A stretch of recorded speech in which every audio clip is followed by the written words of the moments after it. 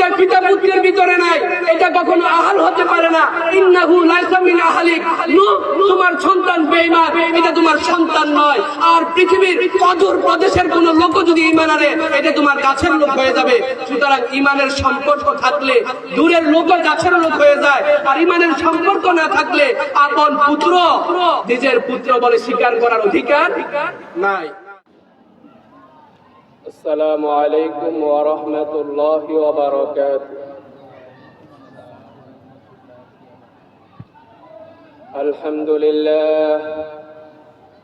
আলহামদুলিল্লাহ নাহমাদুহু ওয়া নাস্তাঈনুহু ওয়া নাস্তাগফিরুহু ওয়া নু'মিনু বিহি ওয়া নাতাওয়াক্কালু আলাইহি ونعوذ بالله من شرور أنفسنا ومن سيئات أعمالنا من يهده الله فلا مضل له ومن يضلله فلا هادي له ونشهد أن محمدا عبد الله ورسوله. أما بعد فقد قال الله سبحانه وتعالى في كلامه المجيد وفرقانه الحميد: أعوذ بالله من الشيطان الرجيم. بسم الله الرحمن الرحيم. إن الذين آمنوا وعملوا الصالحات كانت لهم جنات الفردوس نزلا إلى آخر الآية. وقال النبي صلى الله عليه وسلم: لا يؤمن أحدكم حتى أكون أحب إليه من والده وولده والناس أجمعين. আলহামদুলিল্লাহ সুম্মা আলহামদুলিল্লাহ। মহিয়ান গরিয়ান রব্বুল আলামিনের দরবারে অসংখ্য অগণিত অপরিমিত কৃতজ্ঞতা জ্ঞাপন করছি যে আল্লাহ পাক রব্বুল আলামিন পৃথিবীর সব কিছুকে উপেক্ষা করে আমাদেরকে দ্বীনের মাজলিসে আসার, বসার, কোরআন ও হাদিসের আলোচনা বলা ও শ্রবণ করার তৌফিক দান করলেন। সেজন্য সকলে দিল থেকে কালিমাতুর শুকর আদায় করে আলহামদুলিল্লাহ। বন্ধুরা আমার, আজকে আমরা আমাদের সংক্ষিপ্ত সময়ে আলোচনা শুনবো ঈমান সম্পর্কে। আমি যে আয়াতে কারিমার খণ্ড তেলাওয়াত করেছি, আল্লাহ রাব্বুল আলামিন ঈমানদারের পুরস্কার সম্পর্কে আয়াতখানা নাজিল করেছে। সর্বপ্রথম আমরা ঈমানের পরিচয় জানব। ঈমানের পরিচয় কি? ঈমান হলো আল্লাহর পক্ষ থেকে ওহীর মাধ্যমে যা কিছু নাজিল হয়েছে সব কিছুকে কোনো কিলোকাল ছাড়া, কোনো সন্দেহ ব্যতীত একদম নির্দ্বিধায় মেনে নেওয়ার নাম হলো ঈমান। চোখে দেখা বিশ্বাস ঈমান হয় না। ঈমান এমন জিনিস হয় যেটা চোখের বাহিরে। যেমন ধরেন, আমাদের এই গ্লোবাল বিশ্বে আমেরিকা নামক একটা জায়গা আছে। এখন আমরা সবাই নেটে সার্চ করলে অথবা ভিসা দিয়ে আমরা আমেরিকায় গেলে আমরা এটাকে দেখতে পাবো। সুতরাং আমি আমেরিকা দেখার পর এ কথা বলা শুদ্ধ নয় যে আমি আমেরিকার উপর আমার ঈমান আছে, কারণ আপনি এটা দেখেছেন। দেখা বিষয়ের উপর ঈমান হয় না, ঈমান হয় চোখের আড়ালের বিষয়ের উপরে। আল্লাহ রাব্বুল আলামিন বলেন, ইউমিনুনা বিল গায়ব, ঈমান আনতে হবে অদৃশ্য বিষয়ের উপর, যেটা দেখা যায় না। প্রিয় বন্ধুরা আমার, আল্লাহর কি দেখা যায়? এজন্য আল্লাহর উপর ঈমান আনতে হবে। কিন্তু আপনি যদি বলেন যদি আমি আল্লাহকে দেখা ছাড়া ঈমান আনবো না, আমাদের দেশের বস্তুবাদীরা বলে যে যেটা দেখি না সেটা মানি না। এখন তারা যে কথা বলে, তারা কিয়ামত পর্যন্ত যদি এই আল্লাহকে দেখতে চায়, আল্লাহকে দেখা সম্ভব না। এই পৃথিবীর বুকে আল্লাহকে দেখা সম্ভব নয়, সুতরাং তারা ঈমান আনাও সম্ভব নয়। ঈমান গায়েব অদৃশ্য না দেখেই আনতে হবে। আল্লাহ রাব্বুল আলামিন এটাই বলতেছেন যে যত সাহাবায়ে কেরাম ঈমান এনেছেন, তাবিঈন, তাবে তাবিঈন, অদ্যাবধি পর্যন্ত যত মানুষ ঈমান আনছে, সবাই না দেখে আল্লাহর কুদরতের উপর দেখে, আল্লাহর কুদরতের উপর আল্লাহর প্রতিচ্ছবি দেখে আল্লাহর অস্তিত্বের উপর ঈমান এনেছে। কথা ঠিক না ঠিক? প্রিয় বন্ধুরা আমার, এজন্য আল্লাহ রাব্বুল আলামিন ইরশাদ করেন,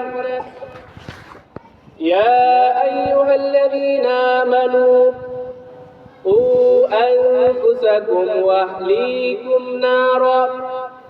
হে মুমিনগণ, তোমরা নিজেরাও ঈমান থেকে বাঁচো, তোমরা নিজেরাও জাহান্নাম থেকে বাঁচো, এবং তোমাদের আহাল পরিবার যারা আছে তাদেরকেও তোমরা জাহান্নাম থেকে বাঁচাও। আর জাহান্নাম থেকে বাঁচার জন্য অন্যতম টার্গেট হচ্ছে ঈমান আনতে হবে। এই পৃথিবীর বুকে কাফের, মুশরিক, ইহুদি, ইসলাম এবং মুমিন মুসলমান ছাড়া যত মানুষ ঈমান আনবে, অর্থাৎ ভালো কাজ করবে ঈমান ছাড়া, তাদের সব ভালো কাজকে আল্লাহ রাব্বুল আলামিন বলেন ইউহবিতু আমালুকুম, তাদের আমলগুলোকে আমি নষ্ট করে দেই, বিনষ্ট করে দেই। কারণ আমল কবুল হওয়ার জন্য সর্বপ্রথম শর্ত হলো ঈমান আনতে হবে। প্রিয় বন্ধুরা আমার, ঈমানের সংক্ষিপ্ত পরিচয় জানার পর আমরা এখন জানবো ঈমানদারের পরিচয়। ঈমান আনার পর একজন ঈমানদারের ভিতরে কি পরিবর্তন আসা দরকার। আল্লাহ রাব্বুল আলামিন ইরশাদ করেন, যারা ঈমান আনবে তারা নামাজ কায়েম করবে, ইয়ামুরুনা বিল মারুফ ওয়া তানহাউনা আনিল মুনকার, তারা সৎ কাজের আদেশ করবে, অসৎ কাজ থেকে নিষেধ করবে। ইউরিদুনা আনিল লাগবি, তারা অনর্থক কাজ থেকে বেঁচে থাকবে। প্রিয় বন্ধুরা আমার, আমরা এই পৃথিবীর বুকে আপনি জরিপ করে দেখবেন ঈমানদারের কোনো অভাব নাই, কিন্তু ঈমানদারের ঈমান আনার পর ঈমানদারের যে বৈশিষ্ট্য হওয়া দরকার ছিল, ঈমানদারের যে গুণাবলী তার ভিতরে আসার দরকার ছিল, এই গুণাবলী আমাদের ভিতরে নাই। প্রিয় বন্ধুরা আমার, আল্লাহ রাব্বুল আলামিন ঈমানদারের পরিচয় দিয়েছেন। ঈমানদার ঈমান আনার পর সর্বপ্রথম তার যে কাজ, সেটা হলো সে তার ঈমানকে হেফাজত করতে হবে, ঈমানকে হেফাজত করবে। কারণ এটা তার পৃথিবীর সব সম্পদের চেয়ে অন্যতম মূল্যবান সম্পদ। ঈমানকে যদি কেউ হেলায় দুলায় ছেড়ে দেয়, কে কখন কোন আকীদায় কোন লেকচারে ঈমান হরণ করে নিচ্ছে, ঈমানকে যদি আমরা সেভ করতে না পারি, ঈমানকে যদি আমরা আগলে না রাখতে পারি, তাহলে মৃত্যু পর্যন্ত নামাজ পড়বো, হজ করব, যাকাত দিব, ইতিকাফ করব, সালাম দিব, কিন্তু আমার এই সমস্ত আমলগুলি শূন্যের খাতায় চলে যাবে, আমার কোনো সওয়াব হবে না। কারণ যার ঈমান নাই তার আমলের কোনো দাম নাই। প্রিয় বন্ধুরা আমার, ঈমানদারের সর্বপ্রথম কাজ হলো তার ঈমানকে হেফাজত করা। আপনি দেখবেন ঈমান হেফাজতের পরীক্ষায় রাসূলগণ কি কি ত্যাগ তিতিক্ষা তারা করেছেন। আল্লাহ রাব্বুল আলামিন ইরশাদ করেন, আফাহাসিবতুম আন তাদখুলুল জান্নাতা ওয়া লাম্মা ইয়াতিকুম মাসালাল্লাযীনা মিন ক্বাবলিকুম, যে তোমরা কি মনে করো তোমরা এমনি এমনি জান্নাতে প্রবেশ করবে, অথচ তোমাদের পূর্ববর্তীদের মতো তোমাদেরকে পরীক্ষা করা হবে না। ঈমানদার ঈমান আনা মানে পরীক্ষার হলের ভিতরে ঢুকে যাওয়া। ঈমানদার ঈমান আনা মানে কি? পরীক্ষার হলের ভিতরে ঢুকে যাওয়া। ঈমান আনার পর এখন তার ঈমানকে হরণ করার জন্য হায়নার দল চতুর্দিক থেকে তাকে আক্রমণ করতে থাকবে, কিন্তু ঈমানদার আপন অবস্থায় অটল থেকে সব হায়নার সাথে মোকাবেলা করতে হবে। কথা বলেন ঠিক কিনা? প্রিয় বন্ধুরা আমার, নবী ইব্রাহিম আলাইহিস সালাম যখন ঈমান আনলেন, নবীরা ঈমান আল্লাহ রাব্বুল আলামিন নবীদেরকে মুমিন বানিয়ে এই পৃথিবীর বুকে প্রেরণ করেন। ইব্রাহিম আলাইহিস সালামের ঈমানি পরীক্ষা শুরু হয়ে গেল। আজরের বাড়ি ছিল ভূতের বাড়ি, আজরের বাড়িটা ছিল মূর্তির বাড়ি, আজরের প্রতিটা দেয়ালে দেয়ালে মূর্তি টাঙানো ছিল। এমন আজরের করে আল্লাহ পাক রব্বুল আলামিন মূর্তি বিরোধী ইব্রাহিম আলাইহিস সালামকে প্রেরণ করলেন। হযরত ইব্রাহিম আলাইহিস সালাম যখন একটু বুঝধর হয়ে উঠলেন এবং তিনি যখন আল্লাহর পক্ষ থেকে রিসালাতুল নবুওয়াত প্রাপ্ত হলেন, তখন তিনি যখন তাওহীদের দাওয়াত দেওয়া আরম্ভ করলেন, মূর্তি এবং শিরকের বিরুদ্ধে দাওয়াত দেওয়া আরম্ভ করলেন এবং তিনি তার যত মুশরিক পিতামাতা আত্মীয় স্বজন আছে প্রত্যেকের বিরুদ্ধে তিনি গণ আন্দোলন গড়ে তুললেন। প্রিয় বন্ধুরা আমার, হযরত ইব্রাহিম আলাইহিস সালাম কঠিন বিপদের মুখে পড়ে গেলেন। হযরত ইব্রাহিম আলাইহিস সালামকে অগ্নিকুণ্ডের ভিতরে দাখিল করার জন্য সব কিছু প্রস্তুত করা হলো। হযরত ইব্রাহিম আলাইহিস সালাম সামান্যতম ঘাবড়ালেন না। যখন ইব্রাহিম আলাইহিস সালামের জন্য এই অগ্নিকুণ্ড তৈরি করা হলো, হযরত ইব্রাহিম আলাইহিস সালামকে উলঙ্গ করে দেওয়া হলো, তখন জিবরাইল হযরত ইব্রাহিম আলাইহিস সালামের কাছে এসে বললেন, ইয়া নবী আল্লাহ, আপনার জন্য কি পোশাক প্রয়োজন? আপনার জন্য কি কোনো হেল্প দরকার আছে নাকি? হযরত ইব্রাহিম আলাইহিস সালাম বলে, আমি তোমার কাছে কোনো প্রয়োজন ব্যক্ত করতে চাই না, কারণ আমি যে আল্লাহর নবী, ওই আল্লাহ রাব্বুল আলামিন বাসীর এবং সামি, তিনি পৃথিবীর সব কিছু দেখেন, তিনি পৃথিবীর সব কিছু শুনেন। সুতরাং আল্লাহ রাব্বুল আলামিন তার নবীর কাইফিয়ত হালাত দেখতেছেন। হযরত ইব্রাহিম আলাইহিস সালামকে যখন অগ্নিকুণ্ডে নিক্ষেপ করবেন, হযরত ইব্রাহিম আলাইহিস সালামের জন্য অগ্নিকুণ্ডকে ফুল বাগিচায় পরিণত করার জন্য আল্লাহ রাব্বুল আলামিন আগুনকে নির্দেশ দিলেন, ইয়া নারু কুনি বারদান ওয়া সালামা, হে আগুন আমার পয়গম্বর ইব্রাহিমের জন্য তুমি আরামদায়ক এবং শান্ত হয়ে যাও। তোমার যে অগ্নি স্ফুলিঙ্গ আছে, তোমার যে জ্বালানোর ক্ষমতা আছে, সেই ক্ষমতাকে তুমি নস্যাৎ করে দাও। আল্লাহ রাব্বুল আলামিনের আদেশে আগুন একদম ইব্রাহিম আলাইহিস সালামের জন্য শীতল এবং আরামদায়ক হয়ে গেল। মুফাসসিরিন কেরাম লেখেন, যদি আগুনের ক্ষেত্রে আল্লাহ রাব্বুল আলামিন বারদানের সাথে সালাম শব্দ ব্যবহার না করতেন, হযরত ইব্রাহিম আলাইহিস সালামের জন্য আগুন বরফে পরিণত হয়ে যেত। সুবহানাল্লাহ পড়ে।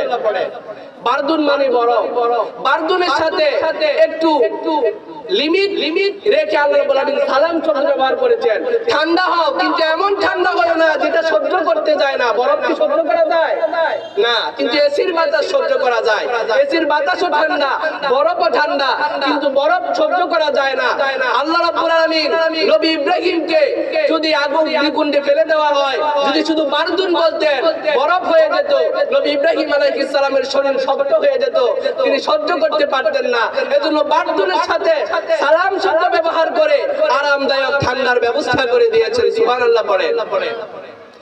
প্রিয় বন্ধুরা আমার, শুধু তাই নয়, হযরত মুসা আলাইহিস সালাতু ওয়াস সালাম যখন তাওহীদের দাওয়াত দেওয়া আরম্ভ করলেন, হযরত মুসা আলাইহিস সালামের জামানায় যে ফিরআউন ছিল, ওই ফিরআউন হযরত মুসা আলাইহিস সালামকে পিছু ধাওয়া করতে করতে এক পর্যায়ে হযরত মুসা আলাইহিস সালামকে তারা সমুদ্রের মুখে নিয়ে আসলো। হযরত মুসা আলাইহিস সালামের উম্মত যখন সমুদ্রের পাড়ে চলে আসলো, তখন তারা বলল, হে মুসা, আমরা তো ধরা খেয়ে গেলাম। হযরত মুসা আলাইহিস সালাম জলিল কাদের পয়গম্বর, তার ঈমান হলো সর্বোচ্চ ঈমান।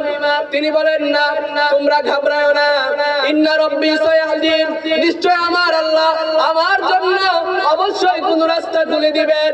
প্রিয় বন্ধুরা আমার, মুফাসসিরিন কেরাম বলেন, হযরত মুসা আলাইহিস সালামের সাথে ফিরআউনের ধাওয়াকে বনি ইসরাইল হিজরত করার জন্য যখন যাচ্ছেন, বনি ইসরাইল জানতো না যে তাদের জন্য সহযোগিতা করা হবে, কিন্তু এত বেশি সহযোগিতা করা হবে বনি ইসরাইল কল্পনাও করে নাই। আল্লাহ রাব্বুল আলামিন বলেন, ইয়া মুসা ইদরিব বিআসাকাল হাজার, হে মুসা, আপনি আপনার লাঠি দ্বারা সমুদ্রে আঘাত করেন। সমুদ্রে আঘাত করার সাথে সাথে একটি নয়, দুইটি নয়, সমুদ্রে আঘাত করার সাথে সাথে আল্লাহ রাব্বুল আলামিন বনি ইসরাইলের জন্য 12টি রাস্তা খুলে দিলেন। জোরে বলেন সুবহানাল্লাহ। নবী মুসা বলেছেন আল্লাহ আমার জন্য রাস্তা খুলে দিবেন, কিন্তু তিনি কল্পনাও করেন নাই যে 12টা রাস্তা হয়ে যাবে। এটা হলো ইমানদার যদি ইমানের পক্ষে অবিচল থাকে আল্লাহ রাব্বুল আলামিন তাদেরকে অকল্পনীয় সহযোগিতা করেন। কথা ঠিক কিনা বলে? প্রিয় বন্ধুরা আমার, এই ইমানের মূল্য অনেক বেশি। এই ইমানের মূল্য, ইমানের দাম অনেক বেশি। এই ইমানকে, এই ইমানের পরীক্ষা দিতে গিয়ে সাহাবায়ে কেরাম কত কষ্ট এবং ত্যাগ তিতিক্ষা সহ্য করেছেন। হযরত বেলালকে ইমান হরণ করার জন্য তপ্ত পাথর, তপ্ত বালুর উপরে শোয়া, বুকের উপরে পাথর দিয়েছেন। হযরত বেলালের পাজরের চর্বিগুলো গলে আগুন নিভে যেত, এরপরও বিলাল আহাদ আহাদ বলা ছাড়তেন না। সুবহানাল্লাহ পড়ে। হযরত সাহাবায়ে কেরাম নিজের শরীরের তাজা রক্ত ঢেলে দিয়েছেন, কিন্তু ঈমান বিক্রি করেন না। প্রিয় বন্ধুরা আমার, ঈমানের গুরুত্ব, ঈমানের দাম আছে না নাই? সর্বশ্রেষ্ঠ পরীক্ষা দিয়েছেন আমাদের নবী মুহাম্মদুর রাসূলুল্লাহ সাল্লাল্লাহু আলাইহি ওয়াসাল্লাম। কথা বলেন ঠিক কিনা? আমার রাসূলুল্লাহ যখন কম বয়সী ছিলেন, তার আমানতদারিতা, তার চরিত্র, তার সৌন্দর্য সবকিছুতে বিমুগ্ধ হয়ে কাফের মুশরিকরা পর্যন্ত তাকে আল আমিন, সত্যবাদী উপাধি দিয়েছে। সুবহানাল্লাহ পড়ে। এবং কি তাই নয়, রাসূলুল্লাহর কাছে তারা তাদের আমানতগুলি জমা দিয়ে যেত। ওই রাসূলই যখন রিসালাত প্রাপ্ত হলেন, যখন তাওহীদের দাওয়াত দেওয়া আরম্ভ করলেন, তখন সর্বপ্রথম তার ঘরের লোক, তার চাচা আবু লাহাব পাহাড়ের উপরে তাকে বলেছিল যে তোমার জন্য ওয়াইলা, তোমার জন্য ধ্বংস হোক। আলিহাজা জামাতানা, এই তাওহীদের দাওয়াত দেওয়ার জন্য কি আমাদেরকে একত্র করেছো? আমি কি তোমাদের জন্য, আমি কি তোমার তাওহীদ গ্রহণ করে আমার বাপ দাদার মূর্তি পূজা ছেড়ে দেব? এটা কখনোই নয়। কিন্তু আল্লাহর নবী সাল্লাল্লাহু আলাইহি ওয়াসাল্লাম তাওহীদের মিশন বন্ধ করলেন।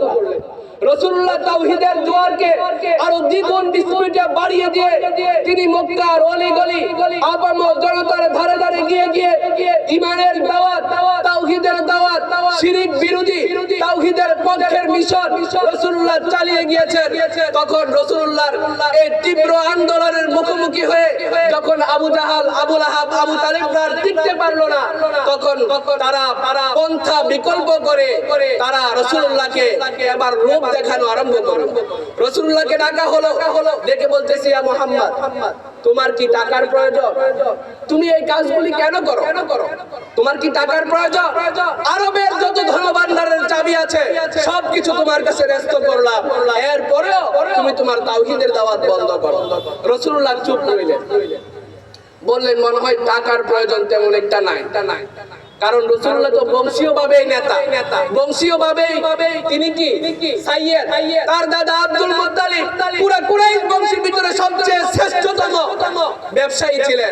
রাসূলুল্লাহরা জন্মগতভাবে কোটিপতি। রাসূলের কি টাকার দরকার আছে? না। তারা ভাবলেন তাহলে এবার ভিন্ন লোক দেখায়। এবার বলে তোমার কি নারীর প্রয়োজন? তোমার নারীর প্রয়োজন? আরবের যত সুন্দরী নারী আছে মক্কার রাস্তায় সিরিয়াল দিয়ে দিব, তোমার যেটা প্রয়োজন, যতটা প্রয়োজন তুমি নিয়ে যাও, তাদেরকে উপভোগ করো। রাসূলুল্লাহ চুপ রইলেন, বলবেন না এটা দিয়েও তো ঠেকাইতে পারলাম। এবার তৃতীয় লোক দেখায়, বলল তোমার কি ক্ষমতার প্রয়োজন? কারণ জানে ক্ষমতা যদি হাতে চলে আসে টাকা এমনিতেই আসবে, নারী এমনিতেই আসবে। কথা ঠিক কিনা বলে?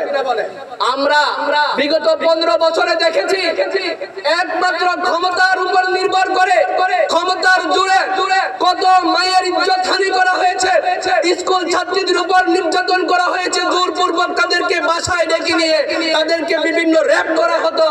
এই সমস্ত আলামতগুলো আমরা দেখেছি সব ক্ষমতার জোরে। ক্ষমতার জোরে টাকা মানুষকে গণহত্যা করেছে, ক্ষমতার জোরে তারা আমাদের স্কুলের ছাত্র ভাইদেরকে অন্যায়ভাবে হত্যা করেছে। স্কুলের ছাত্রদের গায়ে বুলেট চালাতে তারা দ্বিধা করেনি, কারণ ক্ষমতা যারা আছে তারা মনে করে তাদেরকে আল্লাহ কিছু করতে পারে না। নাউজুবিল্লাহ পড়ে। এজন্য রাসূলুল্লাহকে তারা সর্বশেষ অফার দিয়েছে, ক্ষমতার অফার। কারণ ক্ষমতার অফার দিলে এটা নিয়ে নিবে তারা শতভাগ নিশ্চিত জানে। কিন্তু রাসূলুল্লাহ কখনো চুপ রইলেন। যখন তাদের অফার দেওয়া বন্ধ হয়ে গেল, তারা নৈরাশ হয়ে গেল, তখন আল্লাহ রাব্বুল আলামিনের নবী মুহাম্মদুর রাসূলুল্লাহ সাইয়্যিদুল আম্বিয়া সাহেবে কাউসার দীপ্ত কণ্ঠে তাদের এই সমস্ত লোভনীয় অফারের বিরুদ্ধে রাসূল সাল্লাল্লাহু আলাইহি ওয়াসাল্লাম এক দীপ্ত ভাষণ দিলেন। এই আরবের মুশরিক কাফের শুনে রাখো, আমি রাসূলুল্লাহকে আরবের সব ধনভাণ্ডার কেন, আরবের সব সুন্দরী নারী কেন, ক্ষমতার চেয়ার কেন, তুমি যদি দিনের সূর্যকে আমার ডান হাতে এনে দাও, রাতের চাঁদকে আমার বাম হাতে এনে দাও, এরপরে আমি রাসূলুল্লাহ তাওহীদের মিশন থেকে এক বিন্দু পরিমাণও চুল পরিমাণও আমি লড়তে রাজি নই। কথা ঠিক কিনা বলে? প্রিয় বন্ধুরা আমার, যারা তাওহীদবাদী, যারা ঈমান এবং মুখ দুইটা এক আছে, যারা দ্বিমুখী নয়, তারা কখনো ঈমান বিক্রি করে না। আমরা 500 টাকার বদলে নির্বাচন আসলে ঈমান বিক্রি করি, আমরা ভোট বিক্রি করি, আমরা মানুষের বিনিময়ে অমানুষকে ভোট দেই মাত্র একটা চা এবং একটা পাউরুটির বিনিময়ে। এটা কি মুমিনের স্বভাব হতে পারে? না। প্রিয় বন্ধুরা আমার, রাসূল সাল্লাল্লাহু আলাইহি ওয়াসাল্লামের আদর্শ দেখে যারা মুনাফিক, তারা দেখবেন এই সমস্ত কাজে তারা জড়িত বেশি। যার দিল ঠিক নাই, মুখে ঈমানের দাবি করে, এটাকে কি ঈমান বলা যায়? এক কবি বলেছেন যে যার মুখ ঠিক নাই, অর্থাৎ যে ঈমান প্রয়োজনে জ্বলে ওঠে না, যে ঈমান সত্যনের কথা বলে না, যে ঈমান অন্তরে নাই, যে ঈমান অন্তরে নাই, মুখে ফুটাই কথার বলি, কিভাবে তারে বলো ঈমান বলি, কিভাবে তারে বলো ঈমান বলি, কিভাবে তারে বলো ঈমান বলি। তাহলে যে ঈমান অন্তরে নাই, মুখে আছে মুনাফিক ঈমান, এটা কি ঈমান? না, এটা জাহালতি, এটা বিদ্বেষী। আর যারা এই সমস্ত মুনাফিকি কাজ কারবার করবে, যাদের অন্তর এবং মুখ এক নাই, আল্লাহ রাব্বুল আলামিন তাদের ব্যাপারে বলেন এই সমস্ত মুনাফিকদের স্থান হবে ফিদ্দারকিল আসফালি মিনান নার, জাহান্নামের অতল গহ্বরে আল্লাহ রাব্বুল আলামিন তাদেরকে নিয়ে যাবেন। নাউজুবিল্লাহ পড়ে। প্রিয় বন্ধুরা আমার, আমরা ঈমানের পরিচয় জানলাম, ঈমানদারের পরিচয় জানলাম, ঈমানের মূল্য কি জানলাম। এখন আমরা ঈমানদারের সুসংবাদ সম্পর্কে জানবো। আল্লাহ রাব্বুল আলামিন ইরশাদ করেন, ইন্নাল্লাযীনা আমানু ওয়া আমিলুস সলিহাতি কানাত লাহুম জান্নাতুল ফিরদাউসি নুজুলা। আমার বান্দারা শুনে রাখো, নিশ্চয় যারা ঈমান আনবে, আমলে সালেহা করবে, তাদের জন্য রয়েছে এমন জান্নাত, তাদের জন্য রয়েছে, তাদের জন্য ইন্নাল্লাযীনা আমানু ওয়া আমিলুস সলিহাতি কানাত লাহুম জান্নাতুল ফিরদাউস, তাদের জন্য রয়েছে জান্নাতুল ফিরদাউস নুজুলা। এই ফিরদাউসের ভিতরে তাদেরকে মেহমানদারি করা হবে। সুবহানাল্লাহ পড়ে। এরপর আল্লাহ রাব্বুল আলামিন বলেন যে কানাত লাহুম জান্নাতুল ফিরদাউসি নুজুলা খালিদিনা ফিহা। শুধু তাই নয়, ঈমানদার জান্নাতে প্রবেশ করবে না, শুধু তাই নয়, যে ঈমানদার জান্নাতে প্রবেশ করবে শুধু তাই নয়, বরং তাদের জন্য তারা সেখানে চিরকাল থাকবে। আমরা এই দুনিয়ার বুকে বিভিন্ন ভোগ বিলাসিতা করি, কক্সবাজার ঘুরতে যাই, সেন্ট মার্টিন ঘুরতে যাই, কিন্তু আমাদের বিলাসিতা সীমিত। আল্লাহ রাব্বুল আলামিন ঈমানদারকে জান্নাতের মধ্যে যে বিলাসিতা দিবেন, এই বিলাসিতার কোনো শেষ নাই, কোনো সীমা নাই। আল্লাহ রাব্বুল আলামিন চিরকালের জন্য সুখের ব্যবস্থা করে দিবেন ঈমানদারের জন্য। প্রিয় বন্ধুরা আমার, ঈমান আনলে লাভ না ক্ষতি? লাভ। ঈমান আনলে কি লাভ? আল্লাহ রাব্বুল আলামিন চিরস্থায়ী জান্নাত দান করবেন, এবং এই জান্নাতের ভিতরে এমন হুর দান করবে যে হুররা এত সুন্দর যে তাদের চামড়ার ভিতরে গোশত, গোশতের ভিতরে হাড্ডি, হাড্ডির ভিতরে মগজ পর্যন্ত দেখা যায়। সুবহানাল্লাহ পড়ে। এরকম সৌন্দর্য নারী কি পৃথিবীতে পাওয়া সম্ভব? না। এটা ঈমানদার ঈমানের উপর অটল অবিচল থাকলে আল্লাহ রাব্বুল আলামিনের প্রতিদান স্বরূপ তাকে জান্নাতে দান করবেন। আল্লাহ রাব্বুল আলামিন আমাদেরকে বুঝার মানার আমল করার তৌফিক দান করুক। সকলে বলেন আমিন। ওমা তাওফীক ইল্লা বিল্লাহ ওয়া আলাইনা ইল্লাল বালাগ। আসসালামু আলাইকুম ওয়া রাহমাতুল্লাহি ওয়া বারাকাতুহু।